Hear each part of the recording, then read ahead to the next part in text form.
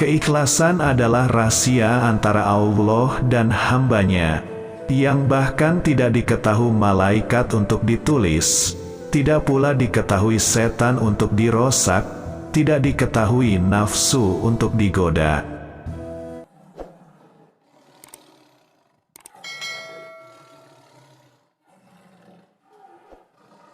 Tanda bahwa Allah sedang tidak peduli kepada seseorang adalah ketika Allah menjadikan dia sibuk dengan hal-hal tak berguna.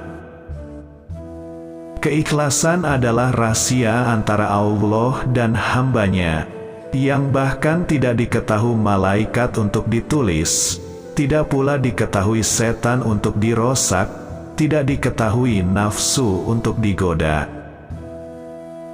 Seseorang tidak akan merasakan manisnya keimanan sebelum tertimpa musibah atau sakit, dan ia bersikap rida dan sabar terhadapnya.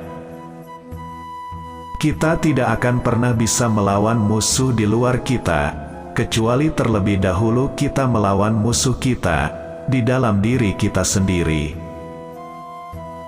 Barang siapa memperoleh kemenangan atas dirinya sendiri, ia akan memperoleh kemenangan atas musuh-musuhnya, dan siapapun yang dikalahkan oleh dirinya sendiri, akan dikalahkan oleh musuh-musuhnya. Lebih baik mata itu buta jika tidak menghargai keindahan Allah. Lebih baik lidah itu bisu jika tidak menyebut nama Allah. Lebih baik telinga itu pekak jika tidak mendengar nasihat-nasihat Allah. Lebih baik anggota badan itu mati jika tidak melakukan perintah Allah. Jika seseorang tampak sebagai wali Allah yang agung, dan dia berjalan di atas air, dan berdoa di atas sajadah di udara, namun dia melakukan satu tindakan yang bertentangan dengan sunnah Nabi Muhammad Sallallahu Alaihi Wasallam, maka orang ini bukanlah wali Allah, melainkan dia adalah setan. Kesabaran adalah menelan kepahitan tanpa mengerutkan kening. Hakikat syukur adalah tidak menggunakan nikmat-nikmat Allah untuk berbuat maksiat kepadanya. Kalau ku berikan mutiara hikmat secara cuma-cuma, aku khawatir kau tak akan menyadari betapa tinggi nilainya. Kalau kujual kepadamu, aku khawatir kau tak akan sanggup membelinya dengan harga yang sesuai. Maka, selamilah samudera. Jika kau menyelaminya dengan kesabaran, nescaya akan kau dapatkan mutiaramu.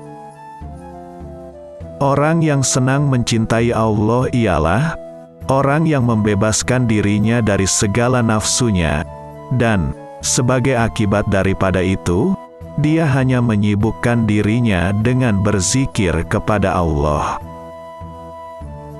Jika seseorang menyembah Allah selama 1000 tahun, lalu kemudian untuk sesaat saja dia berpaling dari Allah, maka momen ketika ia berpaling dari Allah tersebut lebih berdampak pada kehidupan dunia dan akhirat daripada 1000 tahun penyembahannya.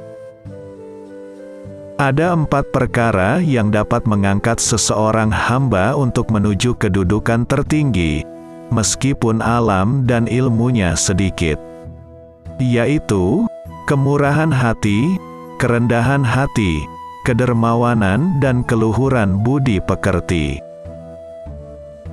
Orang yang mencintai Allah laksana bintang indah berkelipan, jasad mereka berada di bumi, akan tetapi roh mereka bebas di balik hijab karena kecintaan. Mereka terus tabah apabila ditimpa kesusahan dan bencana.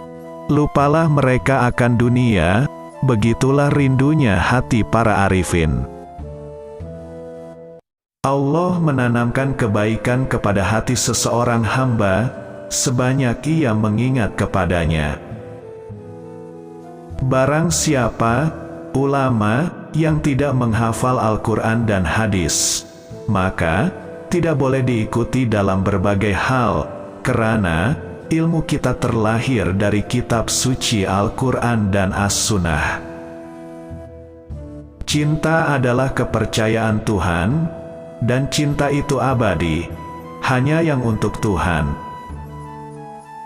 Ketika Anda berbuat baik kepada seseorang, jangan mengharapkan imbalan apapun, karena kebaikan itu dibalas oleh Tuhan, bukan manusia. Ketika waktu berlalu, ia tidak akan pernah kembali. Oleh karena itu, tidak ada hal berharga lainnya yang terpengaruh oleh waktu. Bergaullah dengan seorang pria yang lupa dengan perbuatan baiknya dan membayar apa yang menjadi haknya orang lain. Barang siapa mengikuti jalan Nabi Muhammad SAW mencapai tujuan, karena semua jalan lain terhalang. Barang siapa yang berjihad melawan hawa nafsunya di jalan Allah dengan taubat, maka ia akan dibimbing ke jalan keikhlasan. Seorang sufi bukanlah hanya berdiam diri di masjid dan berzikir saja tanpa bekerja untuk nafkahnya. Sehingga untuk menunjang kehidupannya, orang tersebut menggantungkan diri hanya pada pemberian orang lain. Sifat-sifat seperti itu sangatlah tercela. Karena, sekalipun ia sufi, ia harus tetap bekerja keras untuk menampung kehidupannya sehari-hari. Di mana, jika sudah mendapat nafkah, diharapkan mau membelanjakannya di jalan Allah Subhanahu wa Ta'ala. Hamba Allah yang betul-betul zuhud adalah kosongnya tangan dari kepemilikan dan hati dari hal yang mengikutinya, ketamakan. Hakikat tawakal adalah menjadi milik Tuhan seperti sebelum terjadi. Allah hanya dapat dilihat melalui mata hati, bukan dengan mata kepala, sehingga seandainya Allah dapat dilihat dengan mata kepala di akhirat nanti, maka aku pun tidak ingin melakukannya.